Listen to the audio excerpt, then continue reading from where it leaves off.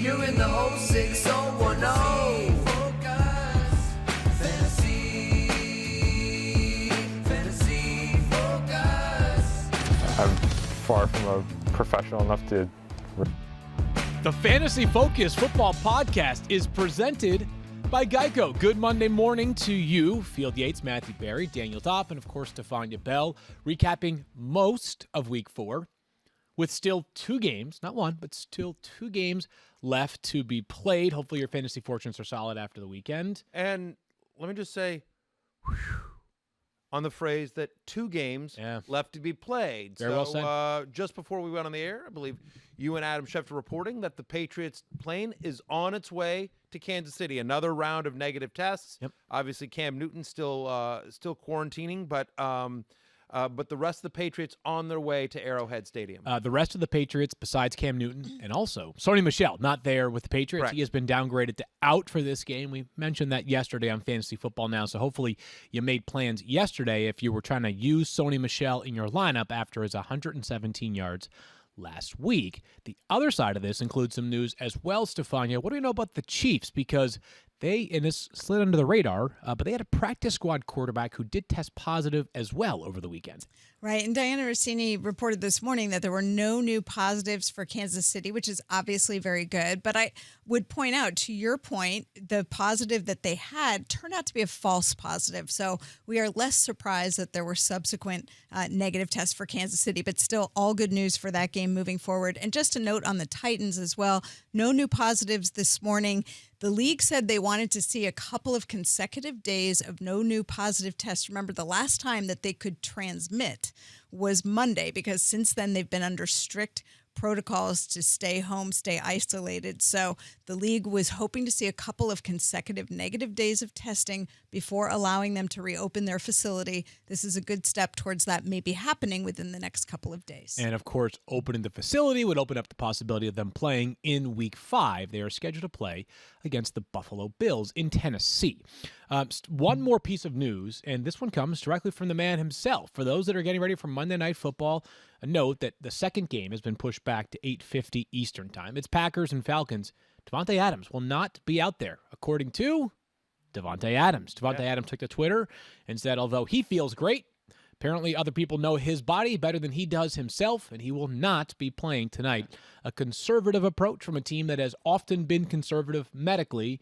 No Davante Adams tonight. The Packers go into a Week 5 bye, so by the time they get back in Week 6, logic would suggest he plays for the Packers. Yeah. But it's been a frustrating start to the season for those of us who drafted Davante Adams. I have him in multiple leagues, and so obviously started out red hot, but it's been tough going here for the last couple of weeks. Week 1 looked awesome. Week 1 was the best wide receiver in fantasy. We'll have more Monday Night Football thoughts to conclude the show, but we do want to look at Sunday's games, and we have a ton, unfortunately, of injury updates once again.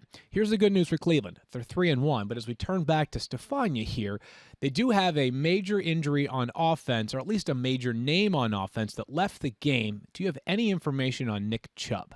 Yes, Nick Chubb left with a right knee injury. He was rolled up on by a defender. Now he's scheduled to undergo an MRI today. The good news, this is not the same knee that he had surgically repaired when he was at Georgia.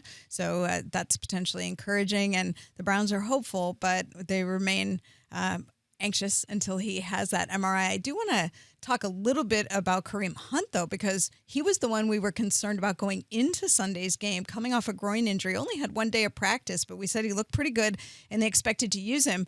I don't think they expected to use him as much as they did, but if you watch the game, what you saw was very reassuring in terms of his health. He looked explosive. He made several sharp cuts.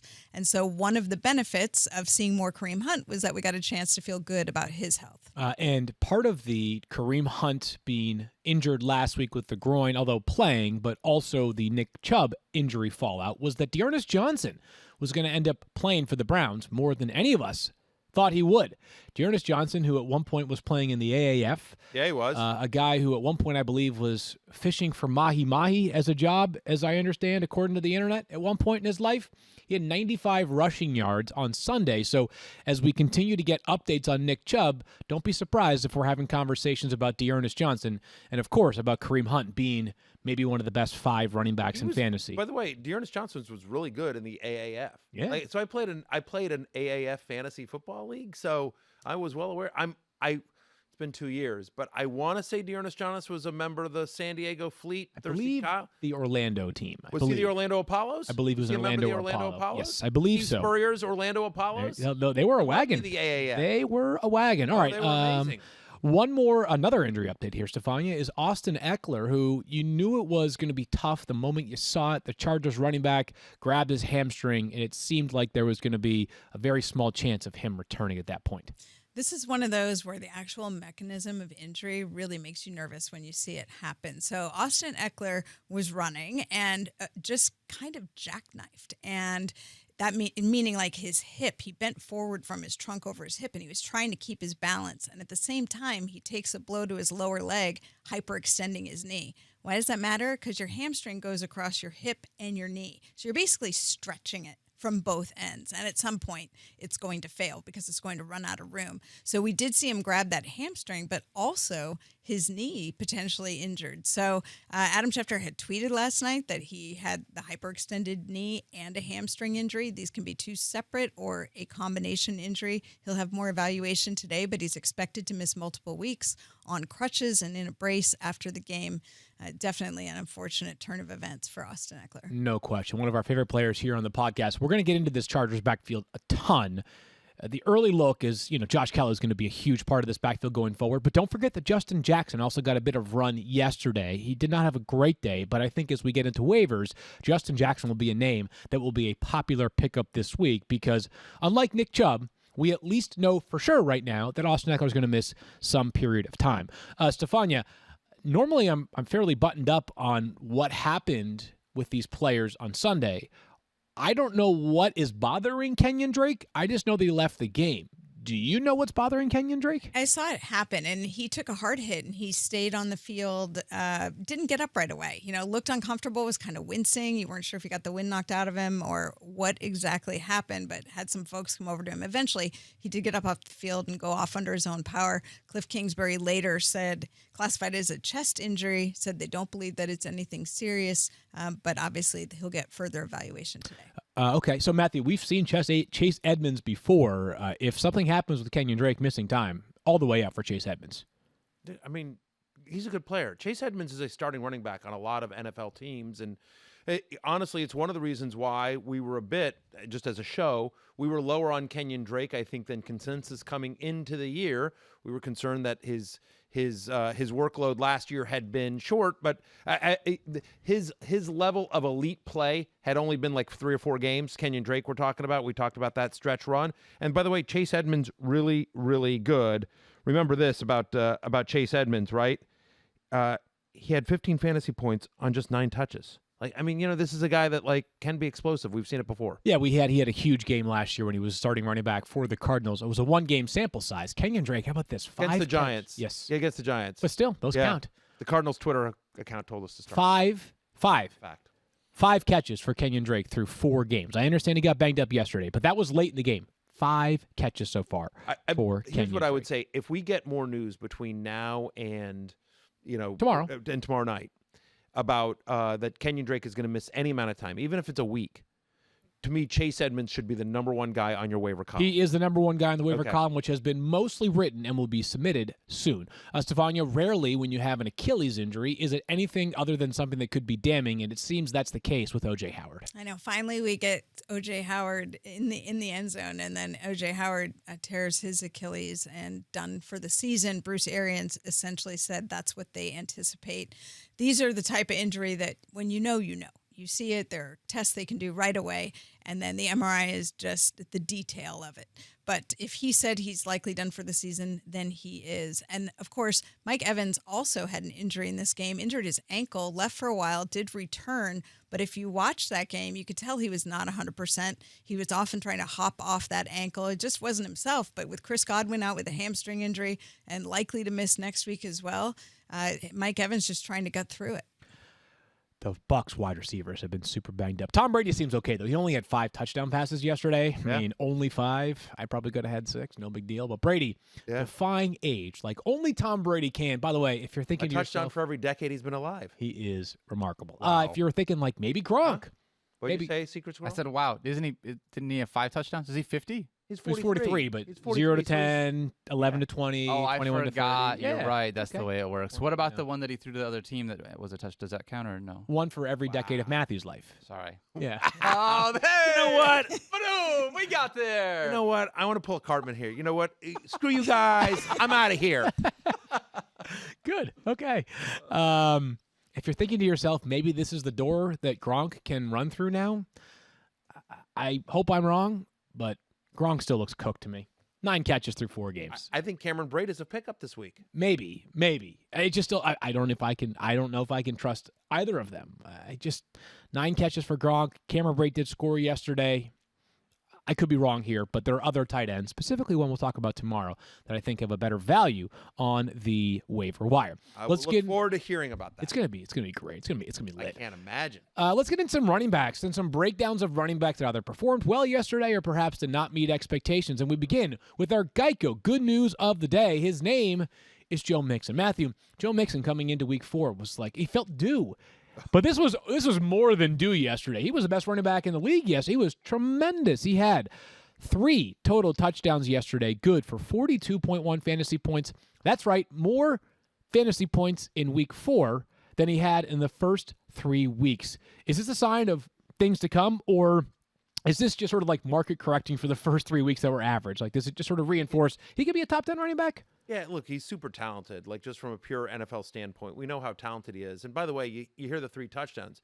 Like, those were 3 touchdowns with capital T's. I mean, so these weren't like gimmies, from the 2-yard line that he just sort of fell into the end zone. It was a 34-yard rushing touchdown, a 23-yard rushing touchdown, and then he caught a swing pass for 9 yards and made a nice move on that one as well. So, I mean, these were like just breakaway games, and he looked like the guy that was a first-round pick this year. So I think it is somewhat market correcting. I think it is them committing to the run. There's also a nice matchup here. Yeah, it was. The concern for me on Mixon going forward is just that, so at Baltimore, at Indy, home to Cleveland, home to Tennessee, like Fair. 3 of the next 4 are run defense you don't feel great about. Now I think he is a set it and forget it. You don't think about it. But do I think through the first 8 weeks of the season, is this the best game that he's going to have? Obvious. Maybe a sell high is what you're saying after week 4. Potentially. I don't want to always just say like one guy has a good game, you sell high. But if for some reason the opportunity presents itself, you're not necessarily against it. I will say this just in general. I'm a believer in the Bengals offense. Mm-hmm. I'm a believer in Joe Burrow. Yep. I'm a believer in the fact that this is an offense that's going to have to continually try to score points because their defense is going to help them out. Yeah. And I think A.J. Green is welcome to Dumpsville. Oh, we'll talk about that at some point, don't you? I understand. But so my point is that if we think this offense is ascending, and then we're like, okay, well, who touches the ball in this ascending offense? Like, it's going to be Tyler Boyd. It's going to be some T. Higgins and Drew Sample. It's going to be Joe Mixon. He's going to touch the ball a lot. So it's a tough schedule coming up. So I just want to, sort of give people a heads up about that. But this was quick one for you here. Yes, sir. And I don't want to go through 10 different hypotheticals, but only because we've talked about them. Given the information we have right now on Nick Chubb, which is very little, if I offered you Joe Mixon for Kareem Hunt, would you take it? You'd offer me Joe Mixon for Kareem Hunt. Yep. You'd give me Kareem Hunt. You'd give away Kareem Hunt, and you'd acquire Joe Mixon. You take it in or no? Yes. I take that deal. So you're saying you prefer Joe Mixon to Kareem Hunt with the information we have now? The information we have right now. Yeah. If Nick Chubb's out for the year, then it's Kareem Hunt. It's not close, right? Of course, it's not close, but it's clearly, yeah. But it doesn't seem like the injury is serious. And I will say this very quickly: that even when Nick Chubb is out, like the Dearness Johnson stuff that was not by mistake. Some of it was obviously Kareem Hunt came into the game banged up, but the other piece of it here, Field, is that this is how that team wants to operate. They want to be run heavy. They want to use multiple backs. That's how Stefanski wants to run the offense. So I think Hunt becomes the Chubb and Dearness Johnson becomes Kareem Hunt in the offense moving forward, however long Nick Chubb is out. But the idea that he's going to get 90% of the running back touches, I think, is not correct. So I don't think I can go as far as Mike Davis having weekly value when Christian McCaffrey returns. But I also think there's a chance that that Mike Davis could wind up being the most valuable in-season waiver addition for 2020. It's very early, and I know that I am basically counting on insane injury luck that probably realistically won't happen. But 2 straight weeks, he's been awesome. He had 84 rushing yards yesterday, plus a touchdown, 5 catches on 6 targets for 27 yards, 22.1 fantasy points, and as many very hilariously pointed out yesterday, I understand they were tongue-in-cheek. Panthers now 2-0 with him as a starter, 0-2 with CMC as a starter. Right. There's no way, though, Matthew, that when CMC returns, maybe other than like a loses his week job? or two. Did he just get Wally that pipped? part. No, I was Is Mike gonna Davis say, the Justin Herbert I was gonna say of the that, like, Panthers running back situation? Like, I think it's possible that if CMC were to return after just 3 games missed, I think it's possible that the first game or 2 back that they spell him a little bit, right? A little bit. Sure. But I just can't envision a world in which Mike Davis sustains value if Christian McCaffrey is back and healthy and has no setbacks. It would be an incredibly poor use of resources by the Carolina Panthers if Christian McCaffrey. I would agree I on mean, that. $16 they pay- million a year. I mean, $16 million a year for a part-time running back is not a particularly good use of resources. I have a question for you, though. Okay, and Because Daniel has one for both I of us think after. I think there are a lot of leagues out there where the person who has Christian McCaffrey doesn't have Mike Davis. Right. You know, so if you had Mike Davis on your team, Mm-hmm. are you trading so I'm in a league, I'll give you an example. I'm in a league where I have Mike Davis. I don't have Chris McCaffrey, so I managed to get him off of waivers. We use a fab system. I have bid the person who has McCaffrey in the league. In that league, I have Dalvin Cook, I have Chris Carson, I have Raheem Mostert. So I have pretty good running back depth. I've been using Mike Davis, obviously, this whole time. If you were me, would you trade Chris Carson to the guy with Christian McCaffrey and say, you know what? I'm going to give you a usable, Chris healthy Carson piece now. right now, and I'll take CMC for the next 2 weeks, because I've got Mike Davis, and then I've got the Carolina Panthers running back, and we think that position is more valuable than Chris Carson, even though obviously Carson was awesome yesterday. I love Chris Carson, but I do. I'm definitely doing that deal. Right. Christian McCaffrey was struggling to begin the season, and he had like 45 fantasy points in 2 games. Yeah, I know. He was struggling. Just a reminder. That's struggle bus. Right, that's 30 yeah. fantasy points a game last year. Daniel, what do you got? So I think about it from the other side. Like, I can't imagine if I've waited this long, Christian McCaffrey, I'm not going to move him now. Maybe when the injury first happened, but I do want to If know you're if sitting there at 1 of 3, you might. maybe, yeah, and that's fair. I'm just not 1 and 3 in any leagues. I understand why you're in that predicament, though, Matthew. So one of the things that I'm wondering is if I have Mike Davis, like, is this the spot where, like, if you're saying there's no value once CMC comes back, do I trade him to either the CMC manager or get out of the Mike Davis business and figure it out for a week, knowing I'm going to get a piece that will be a season-long usable value than just what we have for the next maybe week or 2? Yeah, I think so. It's weird because, like, I'm actually, like, kind of inspired by the Mike Davis story, That's only great. because I think it's really cool. He's a really talented player, a guy who was cut last year by the Bears. Like, think they could use him right now? You think? Maybe. It's so weird because everything else Ryan Pace has done has worked out great. So whatever, one misfire. What are you going to do? But I'm happy for Mike Davis. Like, legitimately a good player and a guy who has exceeded expectations. After many counted him out mid-season last year. So, on the one hand, so just from a fantasy strategy perspective, Daniel, I think that's a fair question to ask. Like, it's possible we have 1 week left of Mike Davis. It's possible we have 2 or 3 weeks left of Mike Davis. But I don't think it's possible that we have 12 weeks left of Mike Davis. So if you can trade Mike Davis for a weekly starter or a weekly flex, I think that's a reasonable deal to make right now. I think it depends on your situation too, though, and it also depends on what you're getting back. You know what I mean? Like, I think we're speaking generally, though. Like, a weekly starter, I think, would be a good return right now. but okay, so like, what if you have Mike Davis? Yeah. You don't have McCaffrey. I offer you Todd Gurley. You doing that deal? I'm not. Maybe. I probably would. Yeah, I mean, to me, I think Todd Gurley is so uninspiring. Like, I think he's in a committee with Brian Hill, and I'm worried that that's going the wrong direction for Todd Gurley. But my point is like, I think that's the level of guy you're going to get for 2 weeks of Mike Davis, unless I mean, you're because the reverse of what you were saying there, Daniel, is that, like, so somebody that has McCaffrey has figured it out, right? In theory, right? And if they haven't figured it out, they probably don't have a piece to trade for Mike Davis. I mean, like, they've, whoever. Sure, that's fair. Right. So the question, unless it's a wide receiver, if they have some depth at another position and they need a running back. Yeah. But they probably don't have a solution for you at running back to replace Mike Davis. Yeah. So I think, every situation is different. I think it's a situation worth exploring. To your point there, Daniel, I just don't know that you may get the you just may not get the return. And as we've seen, like, by the way, just because, let's say Chris McCaffrey comes back in 2 weeks, that doesn't mean he's staying healthy the entire year. I mean, like, that's part Mike of it. Davis We has get it. proven himself to be one of the top 5 most valuable, pieces of policies, insurance in fantasy. Like, he's, right now he's more valuable than Alexander Madison, more valuable than Tony Pollard, more valuable than Latavius Murray. Like, I know even though Murray had 2 touchdowns yesterday, like, right? I mean, like, he's right up there.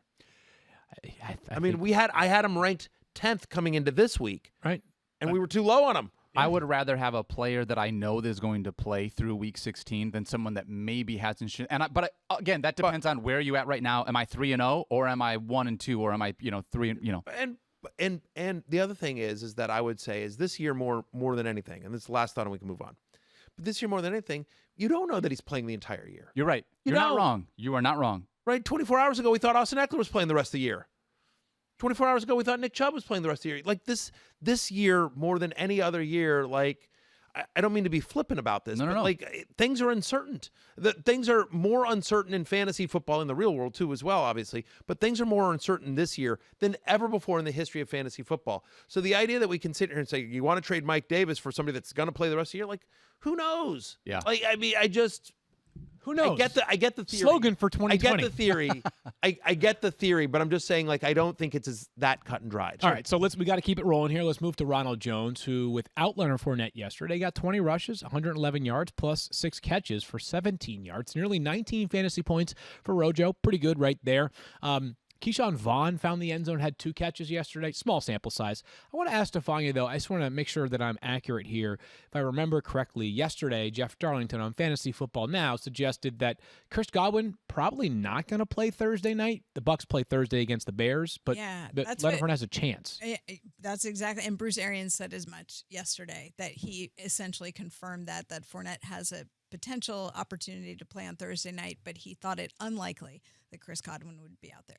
Important context, and we'll discuss more about the fill-in wide receivers. I have a thought. So Ronald Jones was somebody we talked up quite a bit on Fantasy Football Now. I believe the stat that I gave was that in games in which he's gotten at least 15 touches, he averages over 16 fantasy points per game. He got over 15 touches. He got over 16 fantasy points in this game. He played really well. Fantasy-wise, he played really well. He put up numbers. He dropped like 5 passes in this game. I thought he looked bad. I thought the counting stats were fine. Like if you look at the box score, but just from watching the game, like I didn't feel like, whoa, Leonard Fournette just lost his job. Right. Like, is Leonard Fournette a buy low after the big game from Ronald Jones? Is he somebody you might go out and acquire? Yeah. So I'm going to say buying low, I'm interested in at all times. But it better be low because I can't trust this backfield 1 week to the next, right? We just can't do it. And I just don't know that I can say with certainty that even if you bought low on Leonard Fournette and he has one good game, it's going to sustain week over week. I think that, and this is not a pot shot, it's a truth. I think that Bruce Arians is going to be fickle with this backfield week to week going forward. Only in situations like yesterday, when one or the other is out, Ronald Jones or Leonard Fournette, will I feel implicitly confident that that other player is usable for the week, right? Leonard Fournette's out, I'm good with Rojo. Rojo's out, I'm good with Leonard Fournette. Otherwise, I want to play those players with a serious amount of caution in my lineup every week. I agree with that, by the way, and I just wanted to bring that up because I think Ronald Jones kind of a sell high. I would call the person that has Austin Eckler in your league. I would call the guy that has, or the person I should say, I would call the person that has Austin Eckler or Nick Chubb in your league, or that might be running back needy, and say like, what do you give me for Ronald Jones? Yeah, sure. I would absolutely take.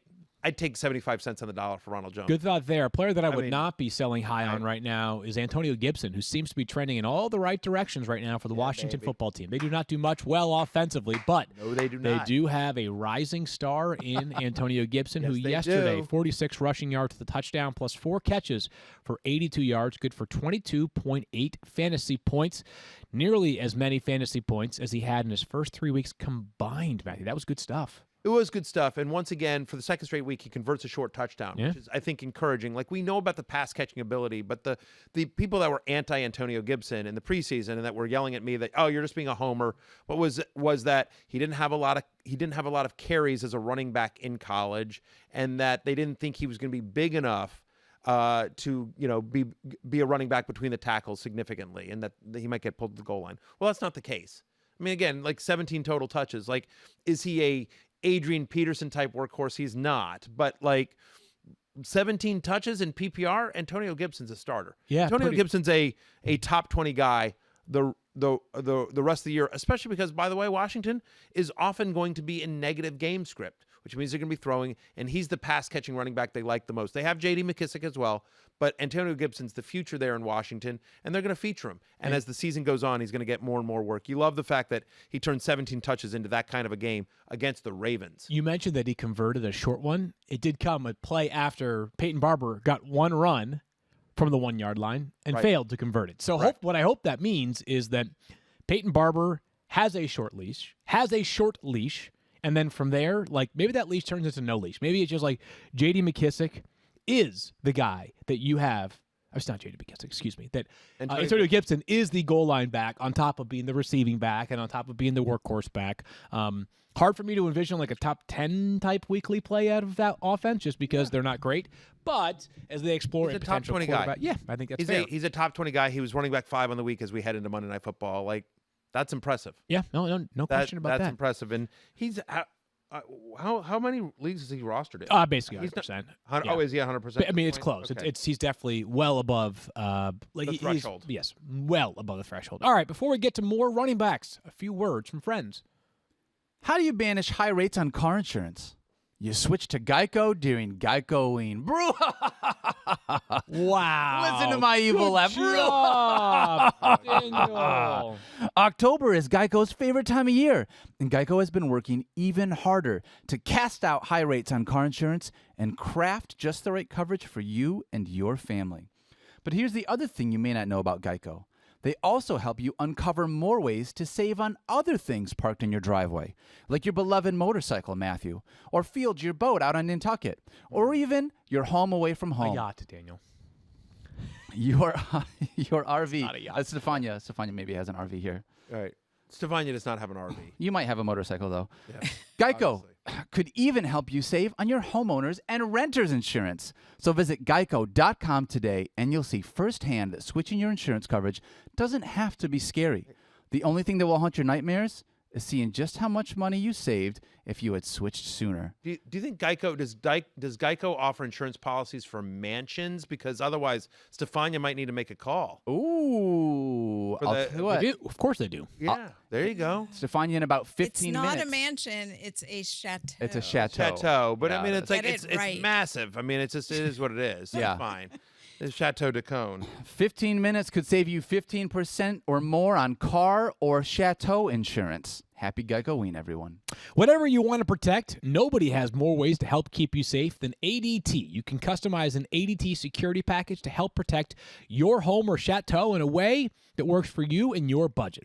Whether you want just the basics or all the bells and whistles, ADT can work with you to customize a system to help protect your home. There's HD video doorbells, indoor and outdoor cameras, smart lights, smart locks, smart thermostats, flood sensors, and fire and carbon monoxide detectors that are connected to 24/7 monitoring, all controlled by the sound of your voice or the ADT app. All ADT products are rigorously tested to deliver the quality you expect from ADT, the most trusted name in security. ADT expert installers average 10+ years of experience. We want you to be happy with your ADT service. That's why we provide one of the best money-back guarantees from a national security provider. Protect now, pay later with low, flexible monthly payments to fit your budget. All right, let's zip through some of these backfields. A lot of these were more splits than they were one man being the bell cow. And in Baltimore, I suppose good news is that Mark Ingram got you 10+ fantasy points. But it wasn't much more than that, Matthew. 8 carries for 34 yards and a touchdown. You said this over email last night, and I don't want to – let me make sure I get it correct. Baltimore backfield's unusable in fantasy? Unusable in fantasy. Yeah. Too many good players, and plus Lamar Jackson. That's exactly right. I mean, the Ravens running backs were on my hate list coming into the week, and and I said, listen, one of these we talked about this on Fantasy Football Now as well. I said, look, like one of these guys will fall into the end zone, but the idea that you're going to know who it is, I think, is incorrect. Mark Ingram was the guy that ended up falling in the end zone, 10 fantasy points. I mean, by the way, Mark Ingram played 14 snaps. J.K. Dobbins played 19. Gus Edwards played 22. in a game in which so it's just because here's the thing about fantasy. It's not just about the production. It's about getting that production. And what I mean by that, Field, is that it's not enough to have the player on your team. You have to know when to start that player, right? Because otherwise you're just guessing. And so you in a game that going into Washington, where I believe the Ravens were like 2 touchdown favorites. 2 touchdowns, yeah. They were 2 touchdown favorites. Like if ever there was a game to start Mark Ingram, this was the game. And he got you 10 points. And he, and only because he was lucky enough to be the one that was on the field when they fell into the end zone. Like, honestly, and so J.K. Dobbins, I was all in on J.K. Dobbins as one of the, guys you want in the preseason. And I do think eventually J.K. Dobbins will be the guy. I think he's the most talented player in that backfield. Yeah. And hopefully he emerges at some point. I'm not so sure he does, though. Maybe not, as long as Ingram's healthy. Especially if it was just 2 guys, then yes. But Gus Edwards is a thing for them. Gus Edwards is just a fall forward, no nonsense runner. I feel the same way about this Rams backfield, Matthew. And so anyway, I would even go so far as to say this, Field, because we're talking about all these guys you got to pick up. Well, when you pick somebody, you got to drop somebody. If you need roster space, I have no problem in a redraft league, like a 10 or 12 team redraft league, dropping any of the Ravens running backs, especially Mark Ingram. When are you going to start him? I don't know. Right? He's a bench player right now. Right? Daniel and I do a thing on the fantasy show on ESPN Plus where we called Welcome to Dumpsville Population U, which is after the old Simpsons joke. And Mark Ingram is welcome to Dumpsville, right? If you need the roster space, when are you going to start this guy? Not anytime soon. Not right now, that's for sure. Yeah. Perhaps sometime soon. It would have to be probably an injury to one of the other 2 players that gets you back into having Mark Ingram or J.K. Dobbins in your lineup weekly. Hey, just quickly to note, we said off the top that Davante Adams broke his own news saying he was not going to play tonight, and he put it on Twitter. Yeah. He's deleted the tweet. I'm mentioning that only because I have no idea whether that means the team asked him, hey, take it down. Not a great look when you kind of say, you're good to go, but we don't, our medical staff is saying you're not good to go. You're throwing out, or if it's hey, maybe there's a hope and a prayer. Maybe he sort of, he lights a fire under him and says I want to play. And they start reading the mentions. They're like, all right, maybe we'll give him a shot. I just know that Chapin is less than thrilled because he was the last player in her lineup and she has nobody on the bench available because they've all played. Not going to drop Davante Adams, so tough. Let me, if I may, just address Chapin real quickly here because I understand. Listen, Chapin. It is unfortunate that the love of your life is not a fantasy expert. So that's the problem. It feels like my wife wouldn't have made that mistake because she just would have turned to me and I would have told her hey, you need somebody on your bench that you can go and by the way, put Davante Adams in your flex. Yeah. It is unfortunate that your husband hasn't really played fantasy before and can't really help you out. You know what? Here's a reality. Here's a reality. What's that Chapin probably could take the easy way out in this league and turn to me and ask me to draft her team, help her out weekly. Right. And because she has integrity, because she is a firm believer in having an equal playing field in her league, I don't give her advice. This is her own team. No, I understand. And plus, I text with her weekly. I know. No, it has nothing. It's just beyond that, she just her chose. roster is so good. There was nobody that could be dropped. Her bench is so stacked that she had nobody that she could drop this week. Listen, I will tell you.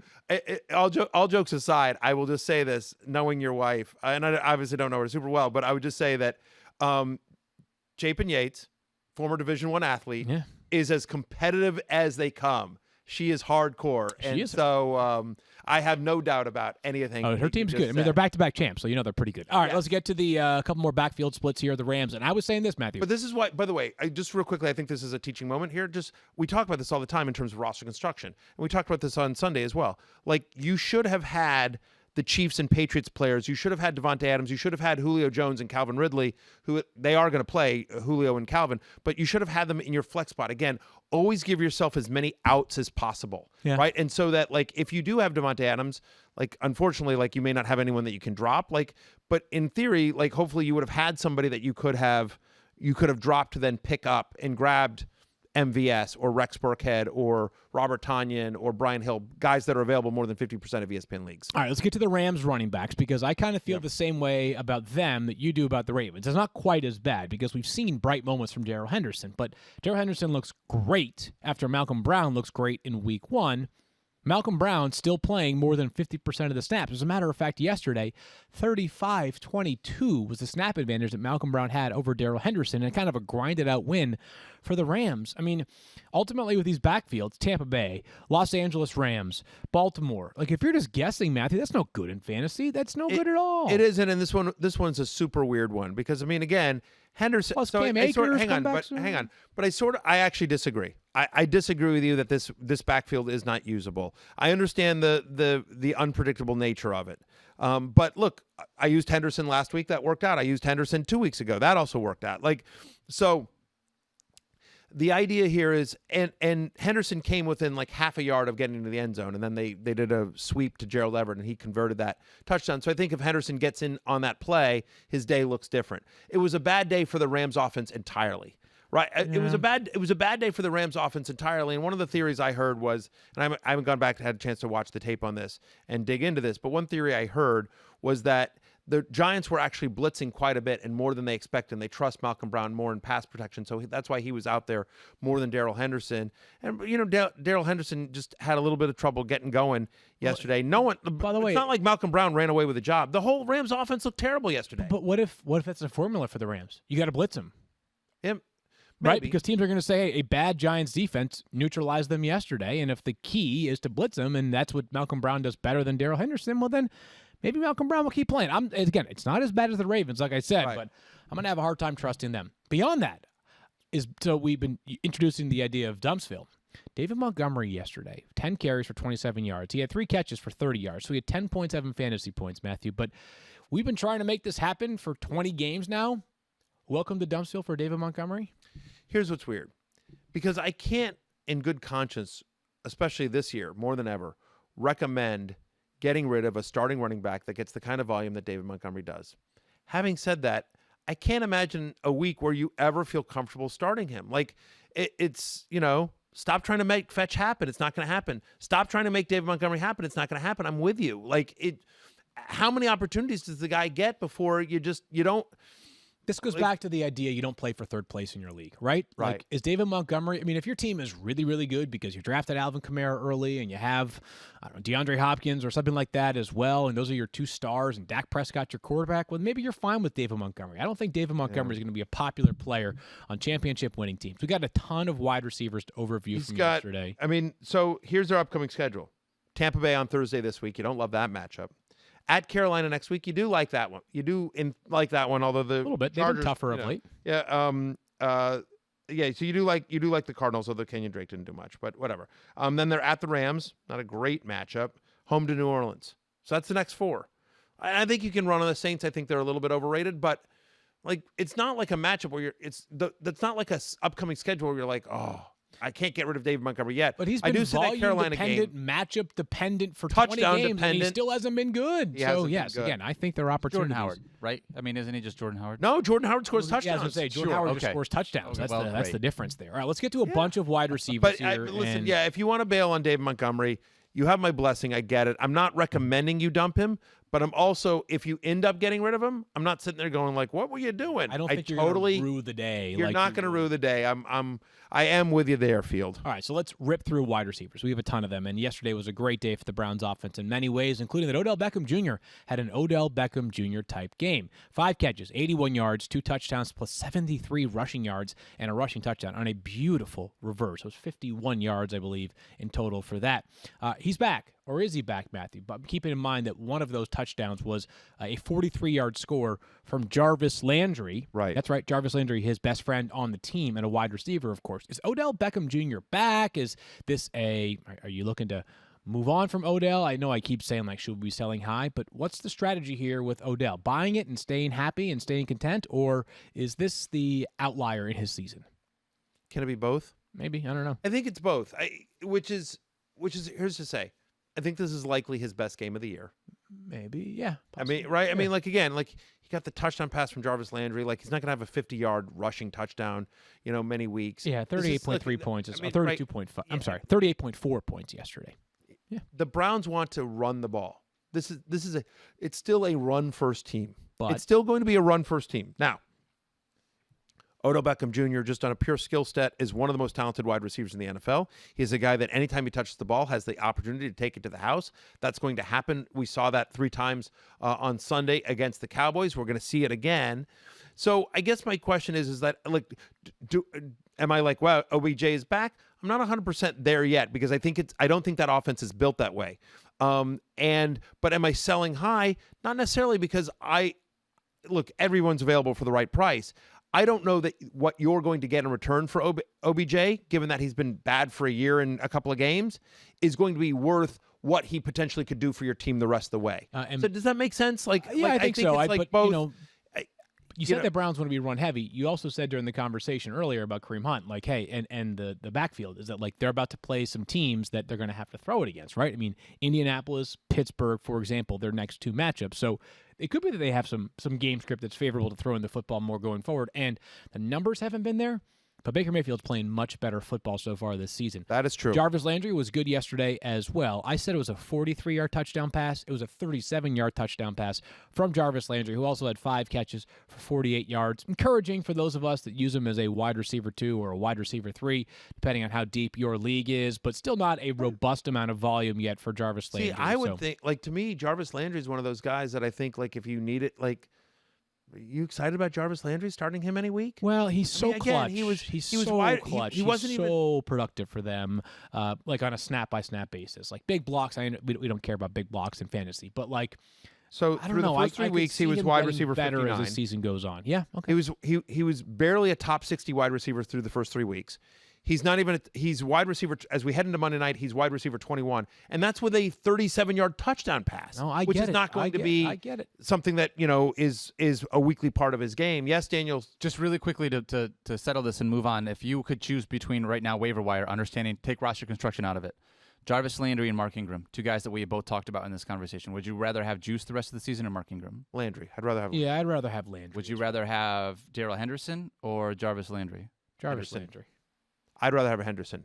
Yeah, Henderson has upside that Landry does not. What about David Montgomery? David Montgomery or Jarvis Landry? Yeah, not even close. Yeah, Jarvis Landry. Yeah. Anyone. I mean, like, I just have the interesting conversation is Mark Ingram versus Dave Montgomery, and I think I might actually go Ingram.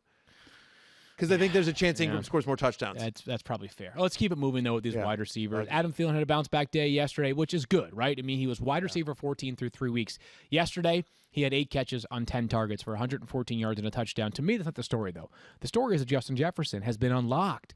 Last week, he was wide receiver 2, 7 catches, 175 yards and a touchdown. Yesterday, 4 more catches for 103 yards. No touchdowns, but great to see that he had back-to-back 100-plus yard receiving games. There seems to be some scratching of the surface potential here for Justin Jefferson. We can keep him in the lineup going forward. Yeah, another guy that we talked about on Fantasy Football Now. This is somebody that Mike Clay brought up as a nice DFS play, so props to Mike there. Good call. And what's interesting here is that it feels like last year, and by that I mean, remember last year with the Vikings and Stephon Diggs was complaining about not getting the ball, and they were so run heavy, and then, we're just like, what's going on? And then eventually, like, it sort of course corrected itself. And then eventually, like, Kirk Cousins, that passing offense, and some weeks it was Thielen, some weeks it was Diggs, and a few weeks there it was both of them. But after the first couple of weeks last year, the Vikings offense become much more balanced, and feels like that's what's happened. They were bad and very one-dimensional early on in the season, but the last couple of games, they've opened it up. They've let Kirk Cousins throw. They've done what they do well, right, is run Dalvin Cook, set up play action, and use Thielen and now Justin Jefferson. So is Justin Jefferson very viable going forward? Absolutely. Like, I mean, we talked about this in the preseason field, and you answered this question more than once, which is, which rookie wide receiver do you feel best about coming into the season? And Justin Jefferson was always your answer. Yeah, he was, and I think that we've realized it over these past 2 weeks, and hopefully it continues going forward. The Vikings cannot stop anybody on defense still, so that's not going to help them have these run first and run always offensive game scripts. DJ Chark came into week 4 questionable, Stephania. He looked fine to me. Any signs of a chest limiting him yesterday? It doesn't seem like it was much of an issue at all. No, every time I looked up at the TV, he was in the end zone. And this is a guy who started the week wearing a non-contact jersey in practice. And that's part of why we were so nervous about him. After he missed week 3, he still wasn't allowed to do much. And we did say on Sunday on Fantasy Football Now that Doug Marrone had said he felt comfortable with DJ Chark playing. So we knew that they had confidence after Friday's practice, but this sort of cemented it for us that he was not limited in any way. He was frequently targeted, and he looked like the DJ Chark that we used to love in fantasy football. Yeah, and I think importantly, as you just mentioned, Stephania, the targets, because the concern through 2 weeks was that he had 7 total targets. Yeah. He had 9 targets yesterday. Now, it was a very pass-heavy game for Jacksonville, but good to see him getting into the end zone twice and plenty That of the first targets. touchdown, by the way, was a thing of beauty. Yeah, it was. A toe tapping control at the back of the end zone. And by the way, Gardner Minshew over 20 fantasy points. Like having DJ Chark makes Gardner Minshew a viable QB1 streamer. As long as he's out there, because they are going to be negative game script and they are going to be throwing quite a bit. So Chark definitely helps that offense, not only for himself, obviously, but for Gardner Minshew as well. I said this at the end of the preseason, that I don't think any player that changed teams and got a good contract generated less buzz due to no fault of his own than Robbie Anderson. Signed a 2-year, $20 million contract with the Panthers, and it looks like one of the better deals of the offseason. He had 8 catches for 99 yards yesterday for the Carolina Panthers. He's now up to 377 yards in just 4 games. He's averaging 7 catches per game. And he looks to me like unquestionably, the best Carolina Panthers wide receiver for fantasy, and it doesn't feel particularly close right now, Matthew. No, I mean, look, DJ Moore is somebody that you should definitely be worried about here and concerned, because this was the game for DJ Moore to get right, and he didn't. I mean, so Robbie Anderson has been nothing short of terrific. And what's interesting about Anderson is that Anderson, I think, rightly or wrongly, had a reputation as merely a deep ball guy. Like, this is somebody that's just going to, like, he's a deep threat. Like, you're going to chuck it to him 2 or 3 times a game deep, and hopefully he comes down with one, right? But no, they've been using him in all sorts of different routes. Reunited with his old college coach, Matt Rule coached him when he was at Temple. And so Robbie Anderson has been nothing short of a revelation for the Panthers and for fantasy managers who drafted him late in their drafts. And so I think I'm 100% with you that he's the Panthers wide receiver you want. I'm also like, DJ Moore makes me nervous. Unquestionably makes me nervous. I don't think that he can be dropped as of yet. Curtis Samuel certainly can. That would never happen this year with the Carolina Panthers. But DJ Moore has not returned on value. All right, the Cowboys. Yeah, and by the way, if somebody's willing to give you, market value for DJ Moore that still thinks DJ Moore is a top 20 wide receiver, I would do that. Because listen, I get it. I get it in terms of the routes runs and the targets and the number of snaps played. Like all the underlying metrics say he should be crushing. But he's not. And at some point, you just got to be like, yeah, maybe he's the number 2 guy. Maybe he's the number 3 pass catcher on his own team, because the running back obviously is the guy that gets a ton of targets, whether it's Mike Davis or CMC on the Panthers. Dak Prescott threw for 503 yards yesterday. That's not a typo, not a misspeak. He has now thrown for more yards through 4 games than any player in the first 4 weeks of the NFL season in its league's history. CeeDee Lamb feels like he could be trending towards something special here, Matthew. We knew he was really good. I mean, the guy was a 17th pick overall, and he was drafted about 10 slots too late this year. But is he now a must-start, and is Michael Gallup now nothing more than a bench stash for you in Dallas? Yeah. It's unfortunate. Because listen, I was so sad. I'll tell you why I'm so sad. Because I have a ton of shares of Michael Gallup. Michael Gallup was one of my big preseason sleepers. I couldn't have been more in on Michael Gallup this season. And so far, other than one game, it hasn't returned, right? I mean, you haven't returned the value. One of my arguments for Michael Gallup was he was going too late. Maybe he was going appropriately. Yeah, I mean, honestly, that's a call that I wish I could have back at the moment, right? It just hasn't worked out. CeeDee Lamb has been everything and more as advertised. He's nothing short of fantastic. And I believe Dak Prescott is currently on pace to throw for 8 billion yards. It's close. I mean, it's very close. Unreal how bad that defense is and how good Dak is playing. He's, that has worked out. And so CeeDee Lamb, yes, is a must-start going forward. I'm not ready to get rid of Michael Gallup. That offense is too explosive. We've seen it before with Dak Prescott and the Cowboys. That offense is good enough to support 3 fantasy-relevant wide receivers. I do think better days are ahead for Michael Gallup. Part of the problem is that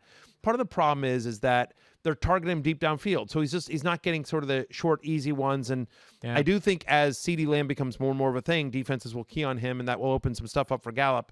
But yes, it is hard to trust Michael Gallup in your lineups at the moment. Right. It's much easier to trust CeeDee Lamb. He's an insurance policy now. That's what I think he is. Yeah. Because he's an elite one at that, because something happened to CeeDee Lamb or Amari Cooper, then he would be the number 2 wide receiver in a very, very pass-heavy offense. But I will say, Giants, Cardinals, Washington, Philadelphia. The next 4 weeks, Matthew, I know. Dak Prescott's thrown for 500 yards. 1,600 yards. I don't care about the matchup. If he can't do it when he throws for 500 yards, I don't care who he's playing. He had under 30. He had under 30 out. yards, and he under whatever. He threw 500, and Gallup's under 30. It's awful. Yeah. I mean, it's shocking to me because, by the way, I think Michael Gallup's a talented player. Of course he is. He had 1,000 yards last year, but this was part of my fade in the preseason was that a lot of that was saturated into a couple of weeks, and that CeeDee Lamb is the real deal and the exceptional. He was better than Amari Cooper over the second half of last year. Like, it wasn't a couple of games. It was in the entire second half of last year. All like, right, more targets, more yards, more receptions, more routes run. Like, I mean, every metric. But for whatever reason, this year it just hasn't been there for Michael Gallup except for week 3. All right, Did Dak get paid this offseason? No. You know something, Daniel? I need to check with some sources, but I don't believe I think That might get tough. Dak, no. Everybody else got paid, though? Oh, they paid everybody else. Everybody else but Everyone Got else it. but Okay, Dak. good to know, Daniel. Very astute point by you. But they're 1-3. I know, but imagine they would be -4 and 8 if they didn't have Dak. Yeah, they should be 0-4. Yes, like they should have lost to the Falcons as well. But look, it's interesting. I mean, like, whatever.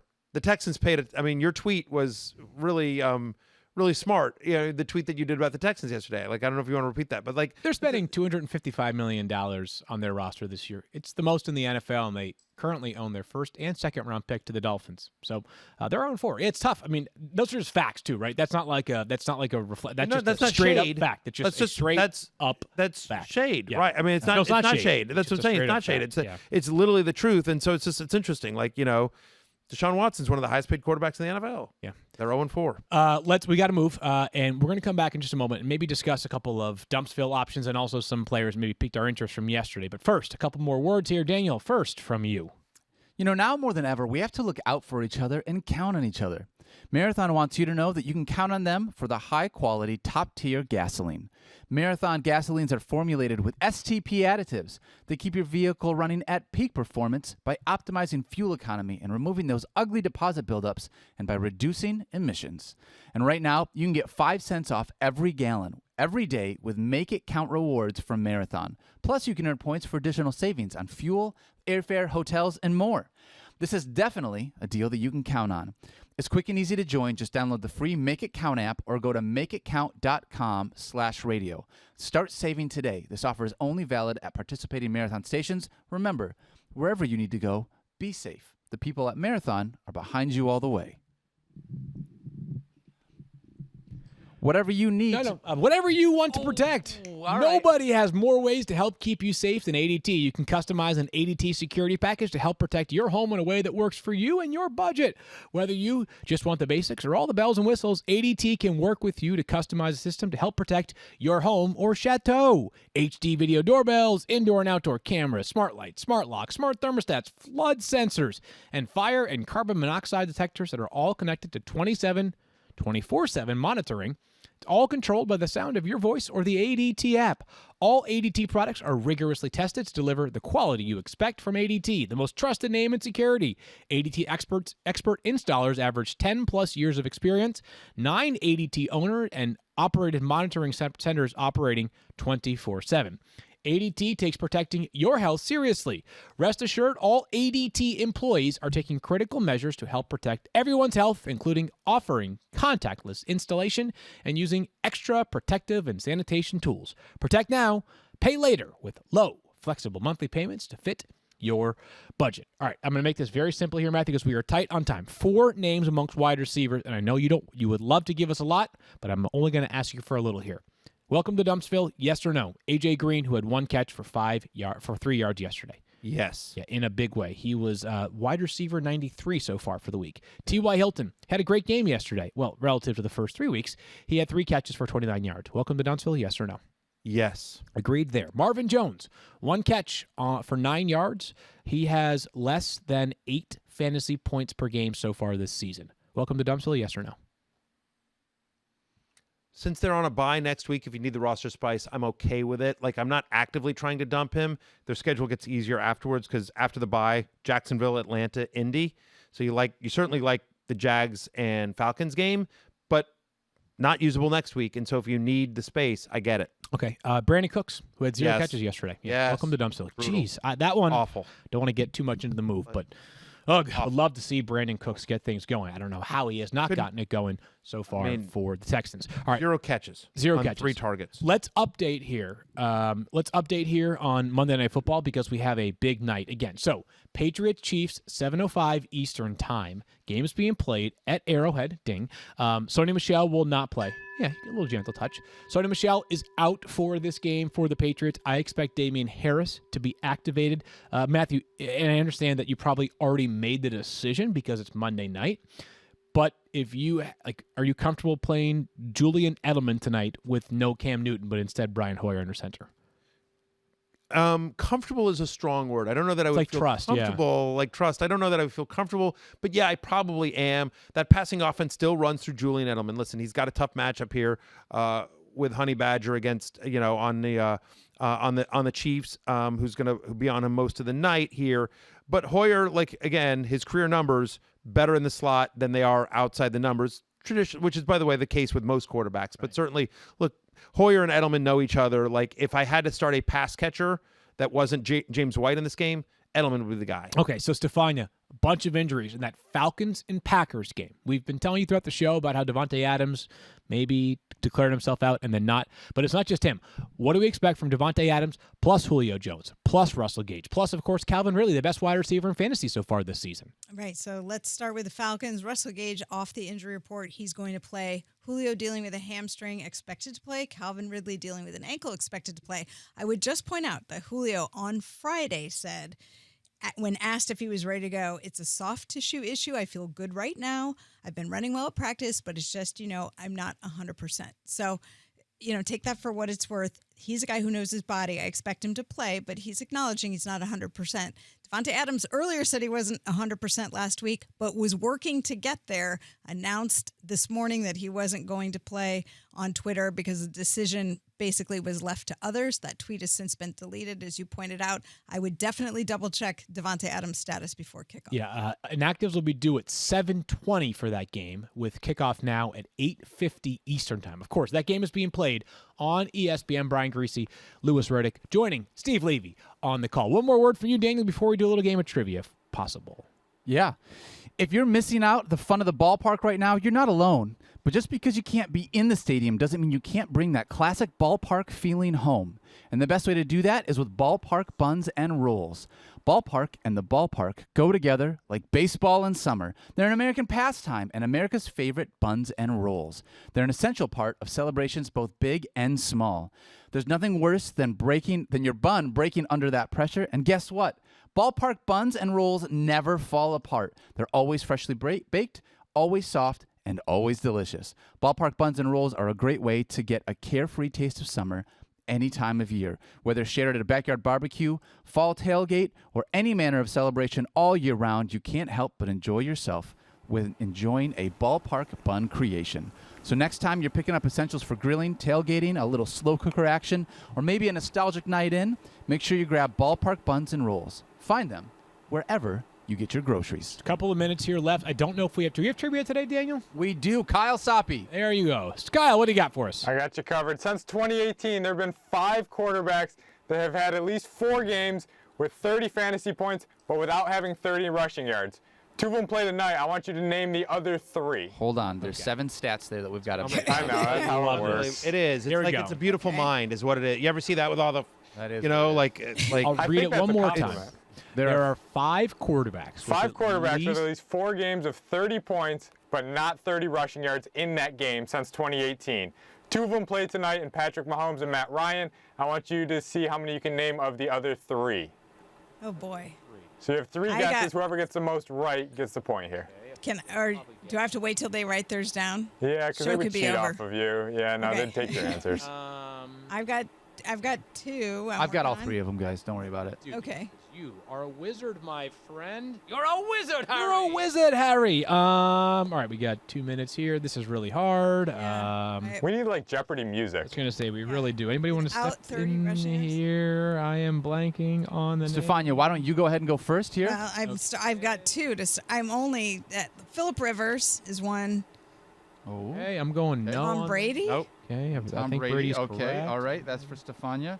And I'm what still else? working on my third one. Okay, I'll go Okay. here. I've got Tom Brady, Deshaun Watson, and Ben Roethlisberger. Probably all big 2 out Ben's of a great- 3 possibly Oh, correct, but I'm thinking I'm 1. mad at myself because Ben's such a good guess. Yeah, that's a But good so one, Ben. here are mine. Oh, you can't have You 4. got 4 There, guesses. there's 4, so I guessed 4. There's He has 3. four. You get 3 Three, guesses. What Russell part Wilson of that did you without not understand? Fitzmagic and Brady. Those No, are my you guesses. get Yeah, three. Cross Fitzmagic off is a one, great one. Matthew. Cross off 1. You have to cross Cross off one of them, Matthew. Pick one and cross it off. Pick one. Just do Here's it. the We thing, got one less of than a them minute is left cross on the off show. wrong He one. Do it. crosses off.